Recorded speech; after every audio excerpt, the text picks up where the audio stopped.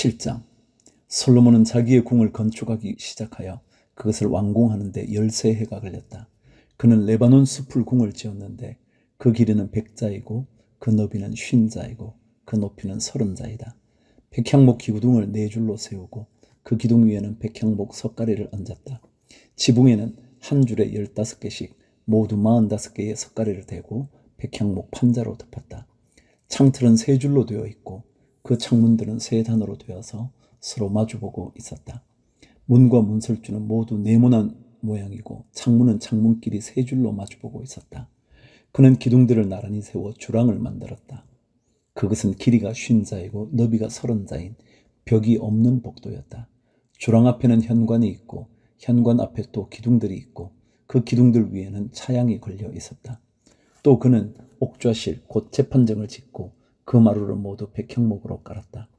자기가 있을 왕궁은 재판정 뒤에 있는 다른 뜰에 지었는데 그 건축 양식은 다른 건물들의 건축 양식과 서로 비슷하였다. 또 솔로몬은 이것과 같은 궁전을 그가 결혼하여 아내로 맞아들인 바로의 딸에게도 지어 주었다. 왕궁을 포함한 모든 건물은 치수를 재어서 깎은 귀한 돌, 앞뒤를 톱으로 자른 값진 돌들로 지었는데 기초에서부터 갓돌까지 또 바깥은 물론이고 건물 안의 큰 뜰까지 다 그러한 재료를 써서 지었다. 기초를 놓을 때에도 값진 큰 돌들을 놓았는데 어떤 돌은 10자나 되고 어떤 돌은 8자나 되었다. 기초를 다진 다음에는 그 위에다가 치수를 재어서 잘 다듬은 값진 돌과 백향목으로 벽을 올렸다.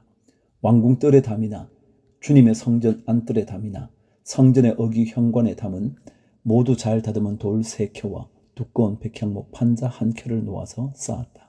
13절. 솔로몬 왕은 사람을 보내어서 도로에서 후람을 불러왔는데 그는 납달리 지파에 속한 과부의 아들이다. 그의 아버지는 두로 사람으로서 노쇠 대장장이이다. 그는 노쇠를 다루는 일에는 뛰어난 지혜와 기술과 전문 지식을 두루 갖춘 사람이었다. 그가 솔로몬 왕에게 불려와서 공사를 거의 도맡아 하였다. 그는 2개의 노쇠 기둥을 만들었다. 둘 다 18자 높이에 12자 둘레였다.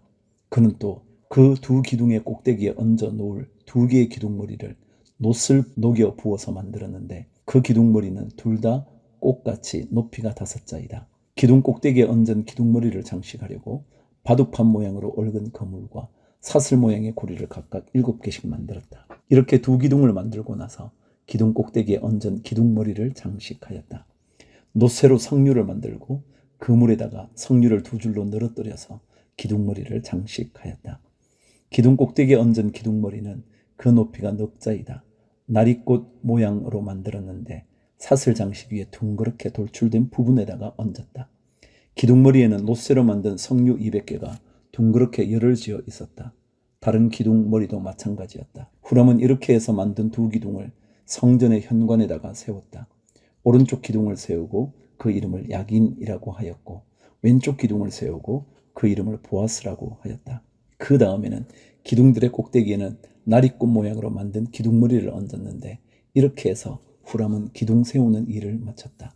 그 다음에 후람은 노쇠를 부어서 바다 모양 물통을 만들었는데 그 바다 모양 물통은 지름이 10자, 높이가 5자, 둘레가 30자이고 둥근 모양을 한 물통이었다. 그 가장자리 아래로는 돌아가면서 노쇠로 만든 호리병 모양의 박이 있는데 이것들은 노쇠를 부어서 바다 모양 물통을 만들 때에 2줄로 부어서 만든 것이다. 또한 12마리의 노쇠 황소가 바다 모양 물통을 떠받치고 있는데 3마리는 북쪽을 바라보고 3마리는 서쪽을 바라보고 3마리는 남쪽을 바라보고 3마리는 동쪽을 바라보고 서 있었고 등으로 바다 모형을 떠받치고 있었다. 황소는 모두 엉덩이를 안쪽으로 향하고 있었다. 그 노쇠로 된 바다 모양 물통의 두께는 손너비만하였다. 그 테두리는 나리꽃 봉우리 모양으로 잔의 테두리처럼 둥글게 만들었다. 그 용량은 물을 2000말 정도 담을 수 있는 것이었다. 27절. 그는 또 놋으로 받침대를 10개 만들었는데 받침대마다 길이가 넉 자, 너비가 넉 자, 높이가 석 자이다. 받침대의 구조는 다음과 같다. 받침대는 판자 테두리를 가지고 있었고 그 테두리는 틀 사이에 끼어 있었다. 틀 사이에 낀 판자 테두리 위에다가는 사자와 소와 그룹을 그려 넣었다. 사자와 소의 위아래로는 화환 무늬를 새겨 넣었다. 그리고 각 받침대에는 4개의 노쇠 바퀴와 노새축과 4개의 다리를 달았다. 그 4개의 다리는 노새 대야 아래에서 어깨 모양의 받침두리를 괴고 있었다. 이 받침두리들은 화환 무늬의 맞은 쪽에서 녹여 부어서 만든 것이었다. 그 아가리는 받침두리 안에서 위로 한 자 높이로 솟아나와 있었는데 그 아가리는 지름이 한 자 반으로 둥글게 받침두리와 같은 모양으로 되어 있고 그 아가리에는 돌아가면서 새긴 것이 있었다. 그러나 그 테두리 판자들은 네모지고 둥글지 않았다. 그 테두리 판자의 아래에는 4개의 바퀴를 달고 바퀴의 축은 받침대 안에다 넣었다. 바퀴 하나의 높이는 한 자 반이었다. 그 바퀴의 구조는 말이 끄는 전차 바퀴의 구조와 같았다. 바퀴의 축과 테두리와 바퀴살과 그 축의 통은 모두 노새를 녹여 부어서 만든 것이었다. 그리고 받침대의 4 귀퉁이에는 어깨 모양의 받침두리가 4개 붙어 있는데 그 받침대에서 받침두리가 잇따라 나와 있었다. 받침대 꼭대기에는 반자 높이의 테두리가 둥글게 둘려 있고 또 받침대 아래에는 바퀴 축인 버팀대와 테두리 판자들이 연결되어 있었다. 바퀴 축인 버팀대 판자와 테두리 판자 위의 빈 곳에는 그룹과 사자와 종려나무를 활짝 핀 꽃 모양과 함께 새겼다. 그는 이러한 방식으로 받침대 10개를 만들었는데 모두가 같은 치수와 같은 양식으로 일일이 부어서 만들었다. 또 그는 노새로 대야 10개를 만들었다. 대야마다 물을 40말씩 담을 수 있었다. 대야들의 지름은 넉 자이다. 받침대 10개에는 모두 대야 하나씩을 달았다. 받침대 5개는 성전의 오른쪽에, 5개는 성전의 왼쪽에 놓았고 바다 모양 물통은 성전 오른쪽의 동남쪽 모퉁이에 놓았다. 40절. 후람은 또 솥과 부삽과 피 뿌리는 대접을 만들었다. 이렇게 후람은 솔로몬 왕이 주님의 성전에다가 해놓으라고 시킨 모든 일을 마쳤다. 그가 만든 것들은 2 기둥과 그 2 기둥 꼭대기에 얹은 둥근 공 모양을 한 기둥머리 둘과 그 2 기둥 꼭대기에 있는 공 모양을 한 기둥머리에 씌운 그물 2개와 기둥 꼭대기에 있는 공 모양을 한 기둥머리에 씌운 각 그물에다가 2줄로 장식한 석류 400개와 또 받침대 10개와 받침대 위에 놓을 대야 10개와 바다 모양 물통 1개와 그 바다 모양 물통 아래에 받쳐놓은 황소 모양 12개와 솥과 부삽과 피 뿌리는 대접들이다. 후람이 솔로몬 왕을 도와서 만든 주님의 성전의 이 모든 기구는 모두 광택나는 노새로 만든 것이다. 왕은 이 기구들을 습곡과 사르단 사이에 있는 요단 계곡에 지늘게 부어서 만들게 하였다. 이 기구들이 너무 많아서 솔로몬이 그 무게를 달지 못하였으므로 여기에 사용된 노새의 무게는 아무도 모른다. 솔로몬은 또 주님의 성전 안에다가 둘 기구를 만들었는데 곧 금제단과 빵을 늘 차려놓는 금으로 만든 상과 또 등잔대들 곧 지성소 앞에 오른쪽에 5 왼쪽에 5개씩 놓을 순금 등잔대들과 금으로 만든 꽃장식과 등잔과 부집게와 순금으로 된 잔과 심지 다듬는 집게와 피 뿌리는 대접과 향로와 불 옮기는 그릇과 내실 곧 지성소 문에 다는 금돌적이와 성전의 바깥문에 다는 금돌적이들이다. 이렇게 해서 솔로몬 왕은 주님의 성전을 짓는 모든 일을 완성하였다. 솔로몬은 그의 아버지 다윗이 거룩하게 구별해서 바친 성물 곧 은과 금과 기구들을 가져다가 주님의 성전 창고에 넣었다. 8장. 솔로몬은 주님의 언약궤를 시온 곧 다윗 성에서 성전으로 옮기려고 이스라엘 장로들과 이스라엘 자손의 각 가문의 대표인 온 지파의 지도자들을 예루살렘에 있는 자기 앞으로 불러 모았다. 이스라엘의 모든 남자는 7째 달 곧 에다님 올의 절기에 솔로몬 왕 앞으로 모였다. 이스라엘의 모든 장로가 모이니 제사장들이 궤를 메어 옮겼다. 주님의 궤와 회막과 장막 안에 있는 거룩한 기구를 모두 옮겨왔는데 제사장들과 레위 사람들이 그것을 날랐다. 솔로몬 왕과 왕 앞에 모인 온 이스라엘 회중이 왕과 함께 궤 앞에서 양과 소를 셀 수도 없고 기록할 수도 없을 만큼 많이 잡아서 제물로 바쳤다. 제사장들은 주님의 언약궤를 제자리 곧 성전 내실 지성소 안 그룹들의 날개 아래에 가져다가 놓았다. 그룹들이 궤가 놓인 자리에 날개를 펼쳐서 궤와 채를 덮게 하였다. 궤에서 삐죽 나온 2개의 채는 길어서 그 끝이 지성소의 정면에 있는 성소에서도 보였다. 그러나 성소 밖에서는 보이지 않았다. 그 채는 오늘날까지 그곳에 그대로 놓여 있다. 궤 속에는 호렙에서 모세가 넣어둔 2개의 돌판 말고는 아무것도 없었다. 그 2 돌판은 이스라엘 자손이 이집트 땅에서 나온 뒤에 주님께서 호렙에서 그들과 언약을 세우실 때에 모세가 거기에 넣은 것이다. 제사장들이 성소에서 나올 때에 주님의 성전에 구름이 가득 찼다. 주님의 영광이 주님의 성전을 가득 채워서 구름이 자욱하였으므로 제사장들은 서서 이를 볼 수가 없었다. 그런 가운데 솔로몬이 주님께 아뢰었다. 주님께서는 캄캄한 구름 속에 계시겠다고 말씀하셨습니다. 이제 주님께서 계시기를 바라서 이 웅장한 집을 지었습니다. 이 집은 주님께서 영원히 계실 곳입니다. 14절. 그런 다음에 왕은 얼굴을 돌려 거기에 서 있는 이스라엘 온 회중을 둘러보며 그들에게 복을 빌어 주었다. 그는 말하였다. 주 이스라엘의 하나님을 찬양하십시오. 주님께서는 나의 아버지 다윗에게 친히 말씀하신 것을 모두 그대로 이루어 주셨습니다. 주님께서 말씀하시기를 내가 내 백성 이스라엘을 이집트에서 이끌어낸 날로부터 오늘에 이르기까지 내가 내 이름을 기릴 집을 지으려고 이스라엘의 어느 지파에서 어느 성읍을 택한 일이 없다. 다만 다윗을 택하여서 내 백성 이스라엘을 다스리게 하였다 하셨습니다. 내 아버지 다윗께서는 주 이스라엘의 하나님의 이름을 기릴 성전을 지으려고 생각하셨으나 주님께서 나의 아버지 다윗에게 이르시기를 내가 내 이름을 기릴 성전을 지으려는 마음을 품은 것은 아주 좋은 일이다. 그런데 그 집을 지을 사람은 내가 아니다. 내 몸에서 태어날 내 아들이 내 이름을 기릴 성전을 지을 것이다 하셨습니다. 주님께서 말씀하신 대로 아버지 다윗의 뒤를 이어서 이렇게 내가 이스라엘의 왕위를 이었으며 주 이스라엘의 하나님의 이름을 기릴 이 성전을 지었으니 주님께서는 이제 그 약속을 이루셨습니다. 주님께서는 이집트 땅에서 우리의 조상을 이끌어내실 때에 그들과 언약을 세우셨는데 나는 주님의 언약이 들어있는 궤를 놓아둘 장소를 이렇게 마련하였습니다. 22절. 그런 다음에 솔로몬은 이스라엘 온 회중이 보는 데서 주님의 제단 앞에 서서 하늘을 바라보면서 2 팔을 들어서 펴고 이렇게 기도하였다. 주 이스라엘의 하나님, 위로 하늘에나 아래로 땅에나 그 어디에도 주님과 같은 하나님은 없습니다. 주님은 온 마음을 다 기울여 주님의 뜻을 따라 사는 주님의 종들에게는 세우신 언약을 지키시고 은혜를 베푸시는 분이십니다. 주님께서는 주님의 종인 내 아버지 다윗 임금에게 약속하신 것을 지키셨으며 주님께서 친히 그에게 말씀하신 것을 오늘 이렇게 손수 이루어 주셨습니다.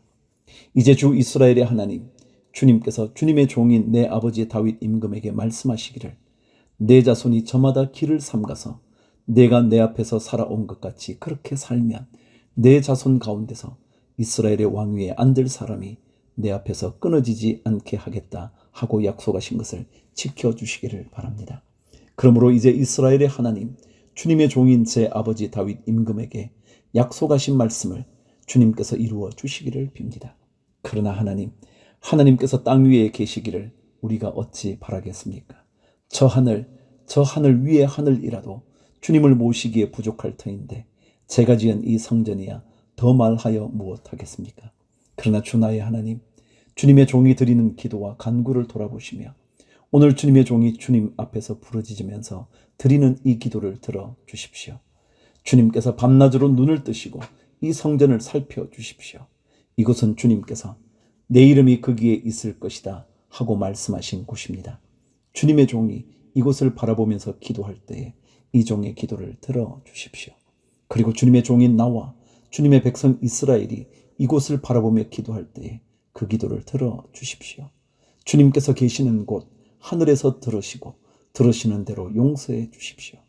사람이 이웃에게 죄를 짓고 맹세를 하게 되어 그가 이 성전 안에 있는 주님의 제단 앞에 나와서 맹세를 하거든 주님께서는 하늘에서 들으시고 주님의 종들을 심판하시되 악행을 저지른 사람은 죄가 있다고 판결하셔서 벌을 주시고 옳은 일을 한 사람은 죄가 없다고 판결하셔서 옳음을 밝혀 주십시오.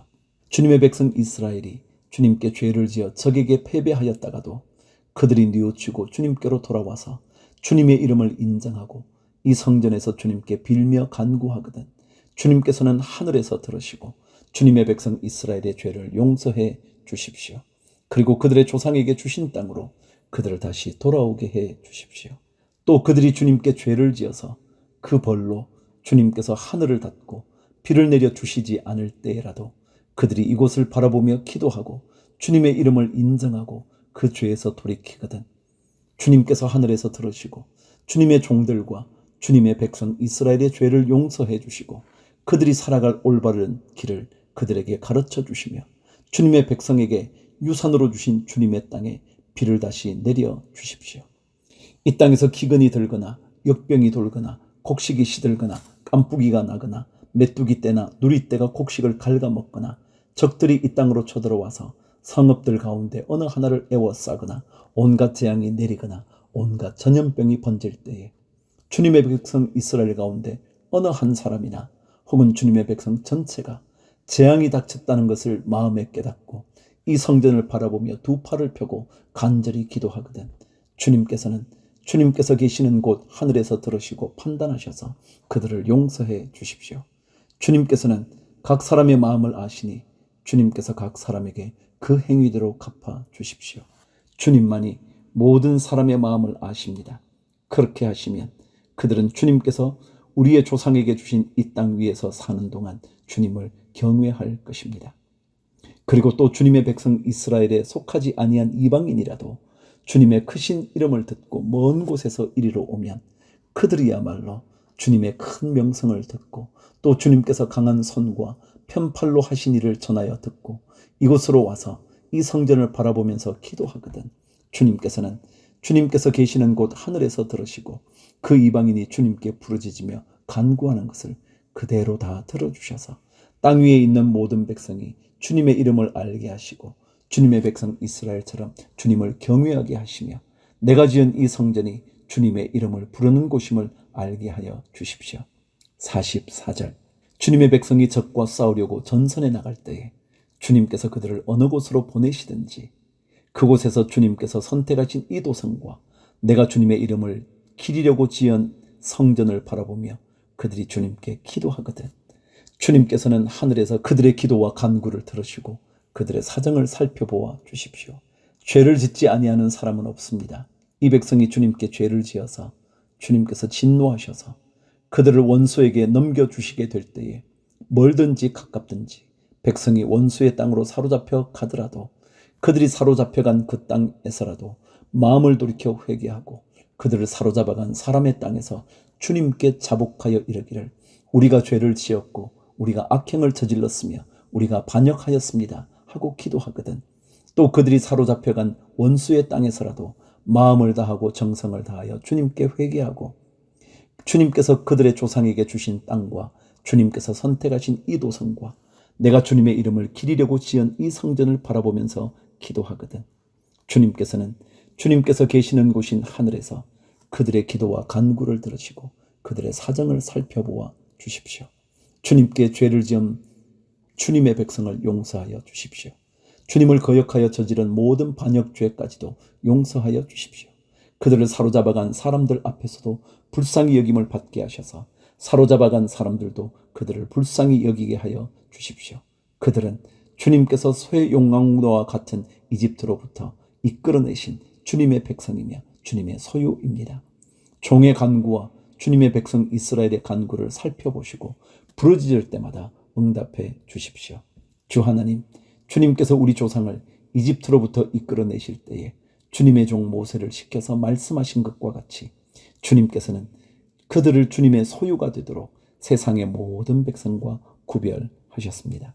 54절 솔로몬이 무릎을 꿇고서 하늘을 바라보며 두 손을 펴고 이렇게 간절히 기도를 드린 다음 주님의 제단 앞에서 일어나서 이스라엘의 온 회중을 바라보며 큰 소리로 축복하여 주었다.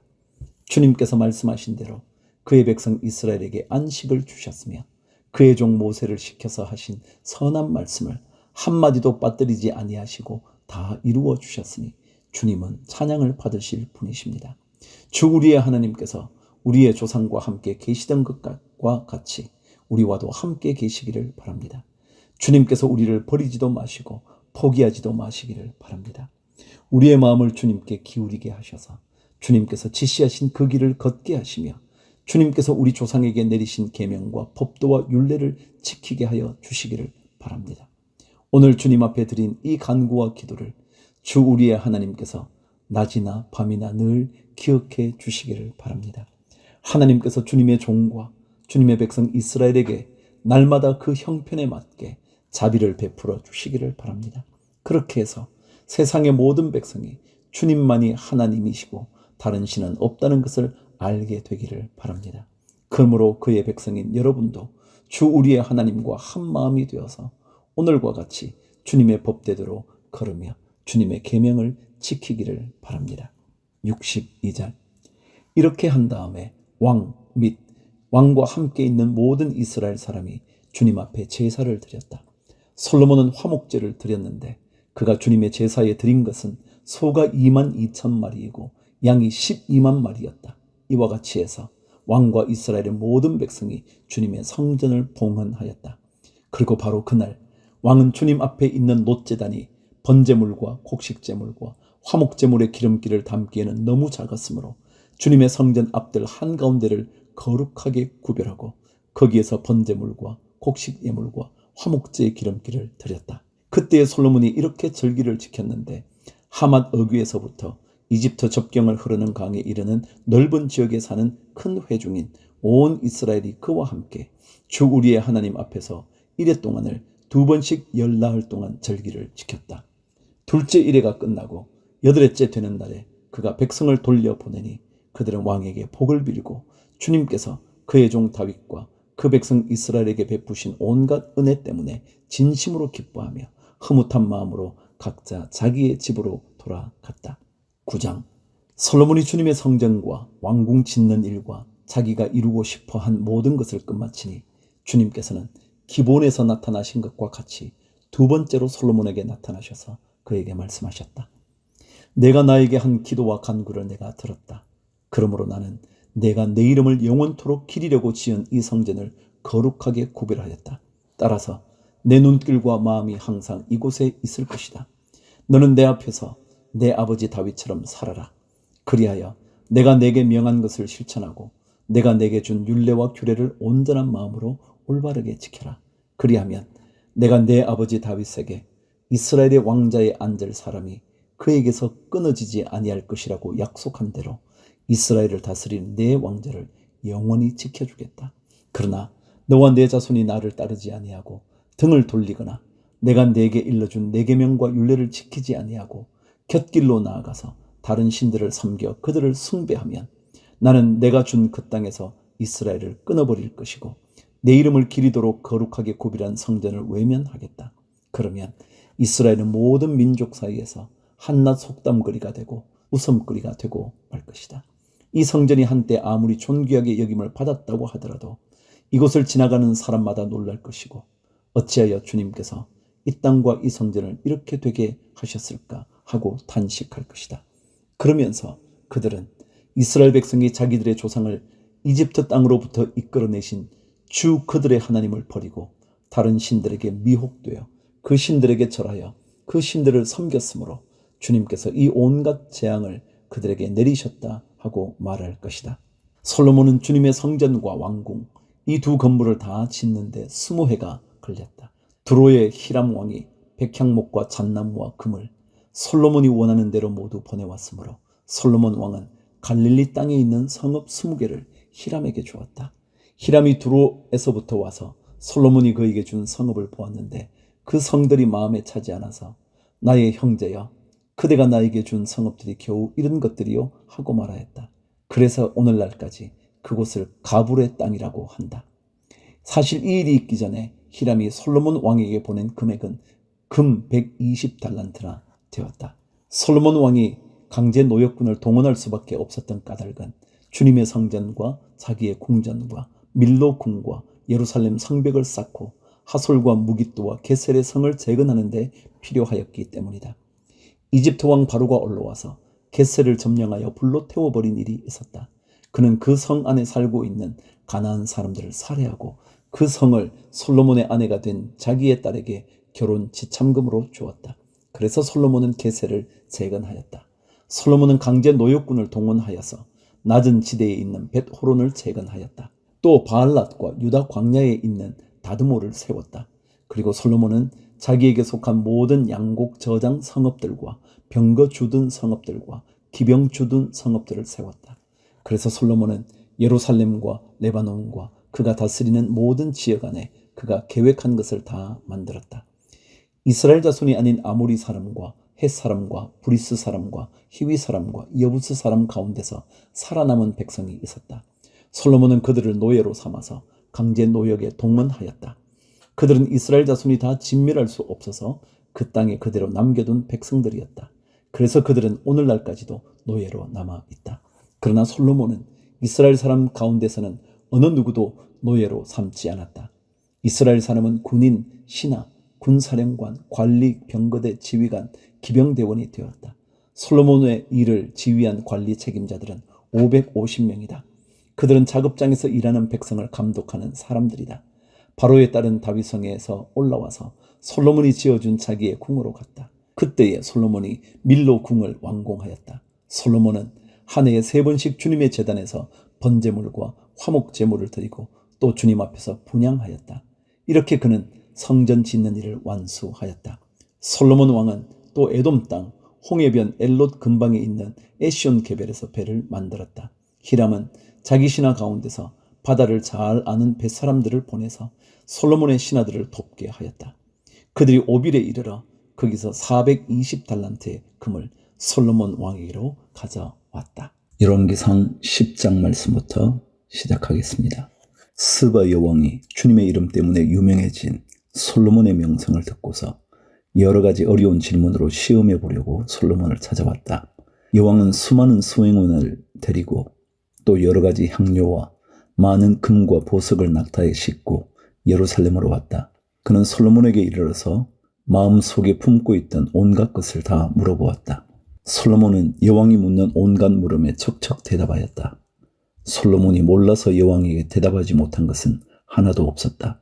스바의 여왕은 솔로몬이 온갖 지혜를 갖추고 있는 것을 확인하고 또 그가 지은 궁전을 두루 살펴보고 또 왕의 식탁에다가 차려놓은 요리와 신하들이 둘러 앉은 모습과 그의 관리들이 일하는 모습과 그들이 입은 제복과 술잔을 받들어 올리는 시종들과 주님의 성전에서 드리는 번제물을 보고 넋을 잃었다. 여왕이 왕에게 말하였다. 임금님께서 이루신 업적과 임금님의 지혜에 관한 소문을 내가 나의 나라에서 이미 들었지만 와서 보니 과연 들은 소문이 모두 사실입니다. 내가 여기 오기 전까지는 그 소문을 믿지 않았는데 내 눈으로 직접 확인하고 보니 오히려 내가 들은 소문은 사실의 절반도 안 되는 것 같습니다.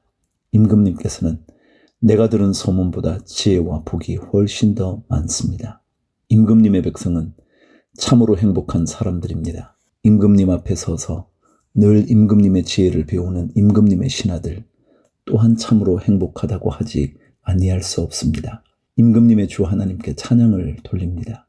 하나님께서는 임금님을 좋아하셔서 임금님을 이스라엘을 다스리는 왕좌에 앉히셨습니다. 주님께서는 이스라엘을 영원히 사랑하셔서 임금님을 왕으로 삼으시고 공평과 정의로 다스리게 하셨습니다.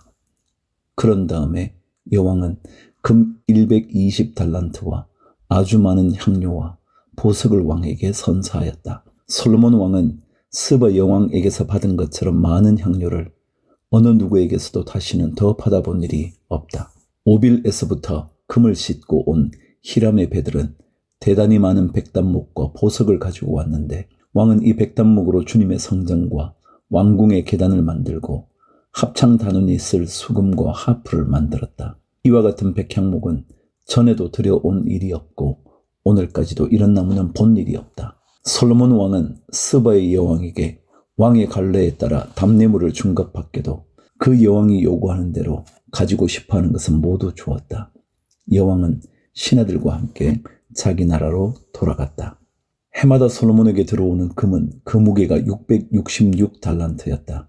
이 밖에도 상인들로부터 세금으로 들어온 것과 무역업자와의 교역에서 얻는 수입과 아라비아의 모든 왕들과 국내의 지방장관들이 보내오는 금도 있었다. 솔로몬 왕은 금을 두드려 펴서 입힌 큰 방패를 200개나 만들었는데 방패 하나에 들어간 금만 하여도 600세겔이나 되었다. 그는 또 금을 두드려 펴서 입힌 작은 방패를 300개를 만들었는데 그 방패 하나에 들어간 금은 3만회였다. 왕은 이 방패들을 레바논 숲을 궁에 두었다. 왕은 상하로 큰 보좌를 만들고 거기에다 잘 정련된 금을 입혔다. 보좌로 오르는 층계에는 계단이 6이 있었으며 보좌의 꼭대기는 뒤가 둥그렇게 되어 있었으며 그 앉는 자리 양쪽에는 팔걸이가 있고 그 팔걸이 양옆에는 각각 사자상이 하나씩 서 있었다. 6개의 계단 양쪽에도 각각 6개씩 12개의 사자상이 서 있었다.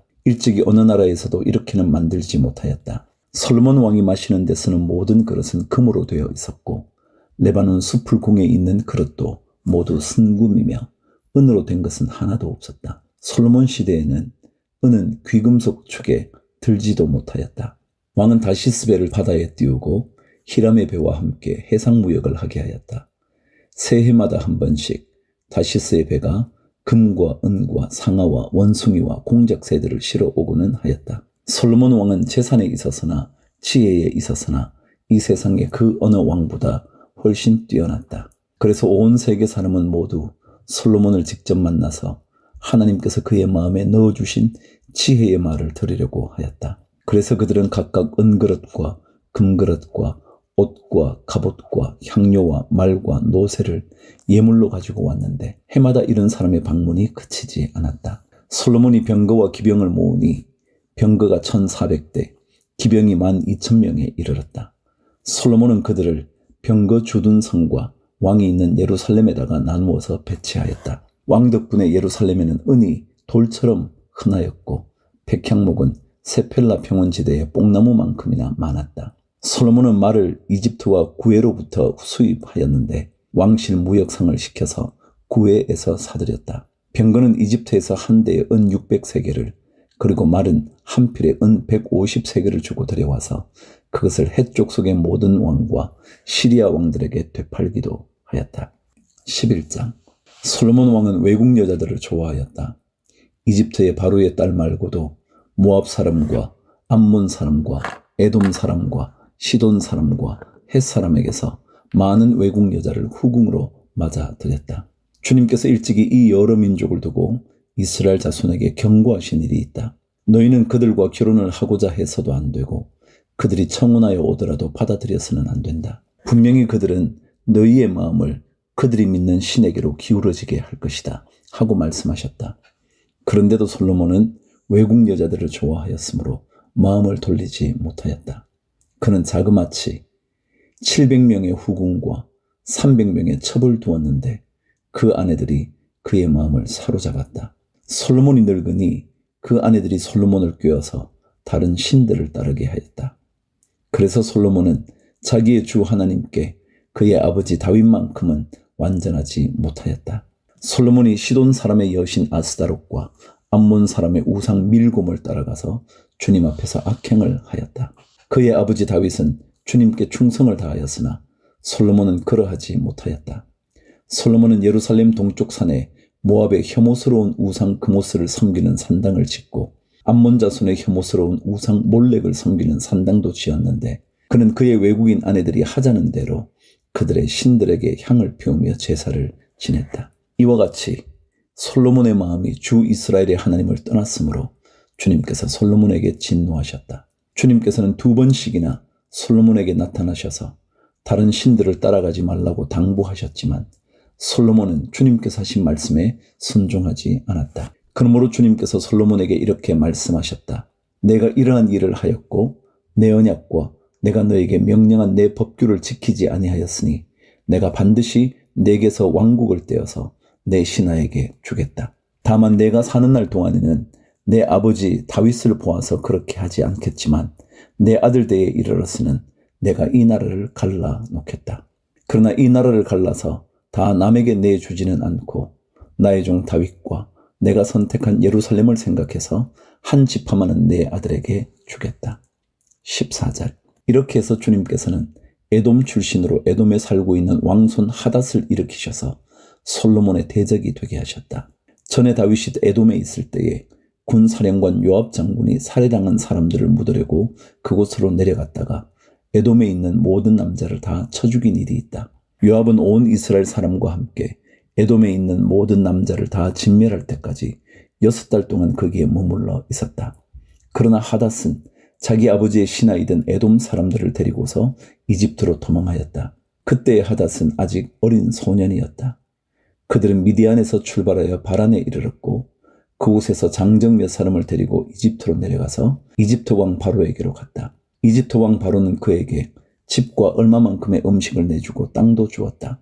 하닷이 바로의 눈에 들었으므로 바로는 자기의 처제 곧 다브네스 왕비의 동생과 하닷을 결혼하게 하였다. 다브네스의 동생은 아들 그누밧을 낳았는데 다브네스는 그를 바로의 궁 안에서 양육하였으므로 그누밧은 바로의 궁에서 바로의 아들들과 함께 자랐다. 그 뒤에 하닷은 다윗과 군사령관 요압 장군이 죽었다는 것을 이집트에서 듣고서 고국 땅으로 돌아가게 허락해 달라고 바로에게 요청하였다. 그러자 바로는 그에게 나와 함께 있는 것이 무엇이 부족해서 그렇게도 고국으로 가려고만 하오 하면서 말렸다. 그러나 하닷은 부족한 것은 아무것도 없지만 보내달라고 간청하였다. 하나님께서는 솔로몬의 또 다른 대적자로서 엘리아다의 아들 르손을 일으키셨다.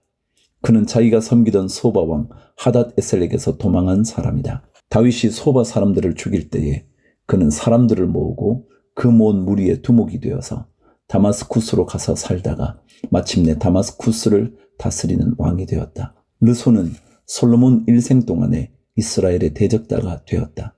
그렇지 않아도 솔로몬은 하닷에게 시달리고 있었는데 엎친 데 덮친 격으로 르손에게도 시달렸다. 르손은 시리아를 다스리는 왕이 되어서 계속하여 이스라엘을 괴롭혔다.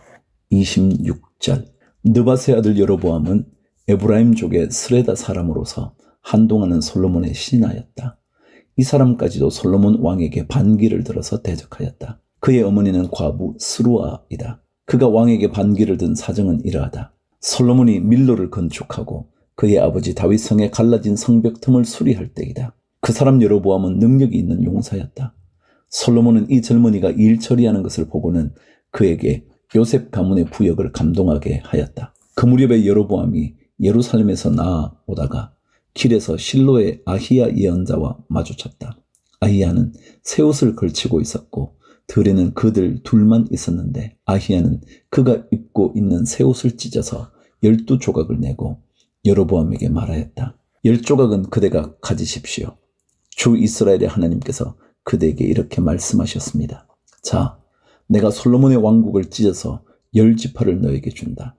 그리고 한 지파는 내 종 다윗을 생각해서 그리고 이스라엘의 모든 지파 가운데서 내가 선택한 성읍 예루살렘을 생각해서 솔로몬이 다스리도록 그대로 남겨둔다.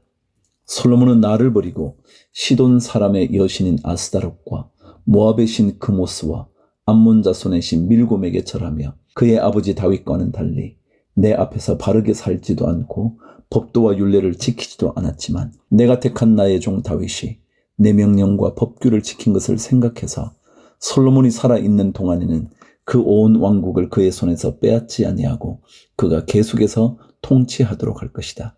그렇지만 그의 아들대에 가서는 내가 그 나라를 빼앗아서 그 가운데서 10지파를 너에게 주고 한 지파는 솔로몬의 아들에게 주어서 다스리게 할 것이다. 그러면 그가 내 이름을 기리도록 내가 선택한 도성 예루살렘에서 다스릴 것이고 내 종 다윗에게 준 불씨가 꺼지지 않을 것이다.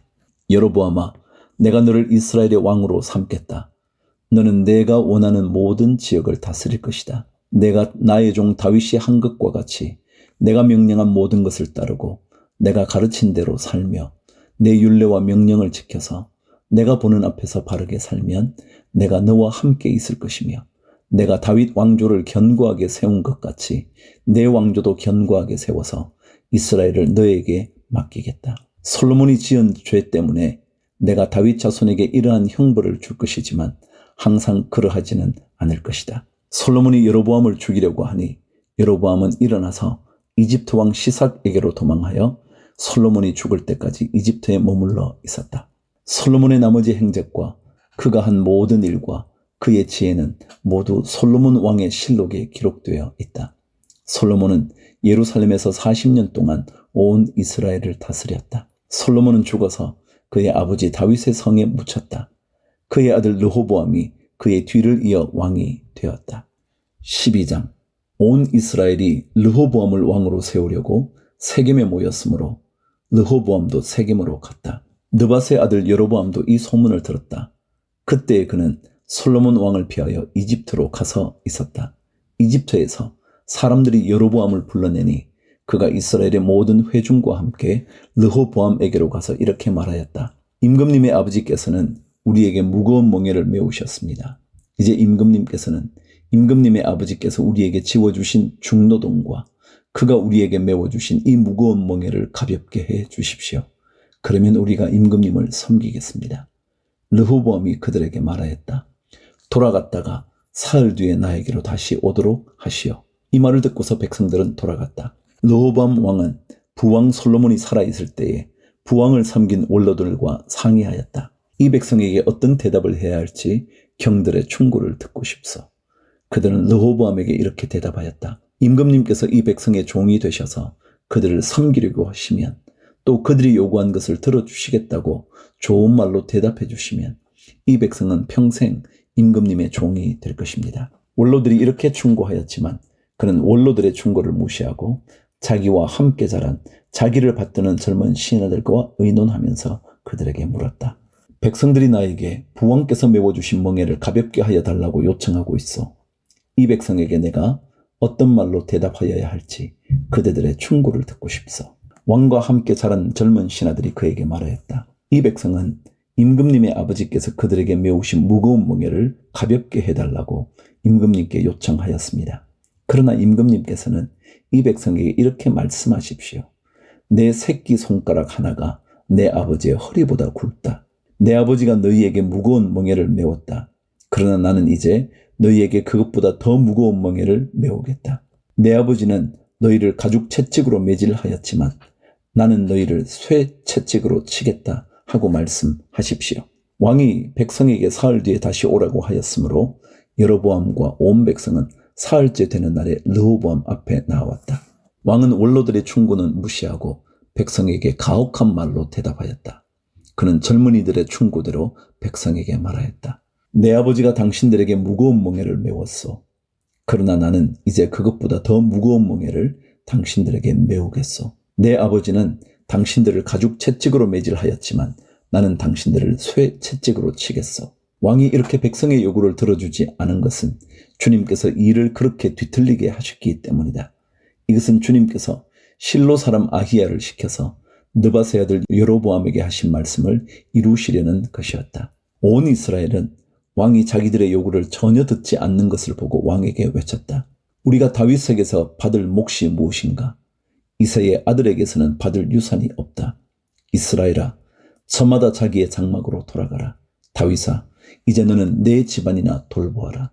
그런 다음에 이스라엘 백성은 저마다 자기의 장막으로 돌아갔다. 그러나 유다의 여러 성읍에 살고 있는 이스라엘 자손은 르호보암의 통치 아래에 남아 있었다. 르호보암 왕이 강제 노동 감독관 아도니람을 이스라엘 자손에게 보내니 온 이스라엘이 모여서 그를 돌로 쳐 죽였다. 그러자 르호보암 왕은 급히 수레에 올라서 예루살렘으로 도망하였다. 이렇게 이스라엘은 다윗 왕조에 반역하여서 오늘에 이르렀다. 이 무렵에 온 이스라엘 백성은 여로보암이 돌아왔다는 소식을 듣고서 사람을 보내어 그를 총회로 불러왔으며 그를 온 이스라엘 다스리는 왕으로 추대하였다. 그리하여 유다 지파만 제외하고는 어느 지파도 다윗 가문을 따르지 않았다. 21절. 르호보암이 예루살렘에 이르러서 온 유다의 가문과 베냐민 지파의 동원령을 내려 정병 18만 명을 선발하였다. 그래서 이스라엘 가문과 싸워서 왕국을 다시 솔로몬의 아들 르호보암에게 돌리려고 하였다. 그러나 그때에 하나님께서 하나님의 사람 스마야에게 말씀하셨다. 너는 유다 왕 솔로몬의 아들 르호보암과 유다와 베냐민의 모든 가문과 그 밖에 나머지 모든 백성에게 이 말을 전하여라. 나 주가 말한다. 일이 이렇게 된 것은 내가 시킨 것이다. 너희는 올라가지 말아라. 너희의 동족인 이스라엘 자손과 싸우지 말고 저마다 자기 집으로 돌아가거라. 그들은 이러한 주님의 말씀을 듣고 주님의 말씀에 순종하여 모두 귀향하였다. 25절. 여로보암이 에브라임의 산지에 있는 세겜성을 도성으로 삼고 얼마 동안 거기에서 살다가 분우엘 성을 세우고 그리로 도성을 옮겼다.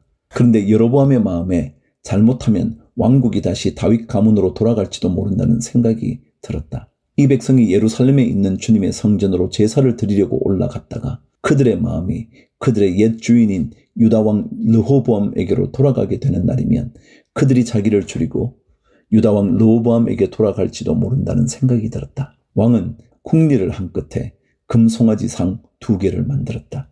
그리고는 백성에게 이렇게 말하였다. 예루살렘으로 올라가는 일은 너희에게는 너무 번거로운 일이다. 이스라엘 백성아, 너희를 이집트에서 구해주신 신이 여기에 계신다.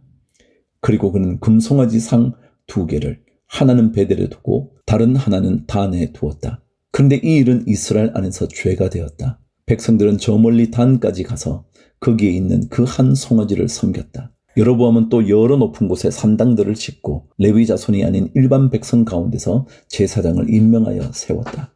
여로보암은 유다에서 행하는 절기와 비슷하게 하여 8째 달 보름날을 절기로 정하고 베델에다 세운 제단에서 그가 만든 송아지들에게 제사를 드렸으며 그가 만든 베델의 산당에서 제사를 집행할 제사장들도 임명하였다. 왕은 자기 마음대로 정한 8째 달 보름날에 베델에서 세운 제단에서 제사를 드렸다.